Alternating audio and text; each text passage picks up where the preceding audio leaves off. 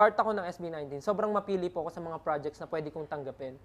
Kasi po ako, gusto ko po prioritize yung group muna. Like, nasa SB19 ako, so yung gagawin ko is all about SB19 first. Okay. But when this project po approaches me, sabi ko, bigatin to. Like parang hindi ko alam paano ko to iti-take. But with the help of my group, my team, my family, sila yung nagpakita at nagparamdam sa akin na you really deserve that spot. Like kunin mo na. And binigay yan sa'yo kasi alam nilang kaya mo and dapat tanggapin mo ng buong puso. I was so excited to be here today kasi magpapaturo ako sa'yo ng Gento. Ay. Okay ba? You wanna learn Gento?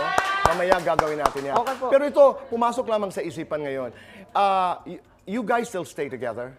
Hindi na po. Hindi na. Kasi sasabihin ko sana, ikaw pa bang nagtatapon ng basura? Oo, naalala ko yan. Ikaw pa bang pinakamatagal sa banyo? Ikaw pa ba, naalala mo yun? Siguro po kung magkakasama kami, same pa rin po. Ako Same pa pa rin rin. pinakamatagal sa CR. Medyo may pagkamatakaw. Naalala ko Ako yun, pa rin nung po yan. naglulukang kayo yun.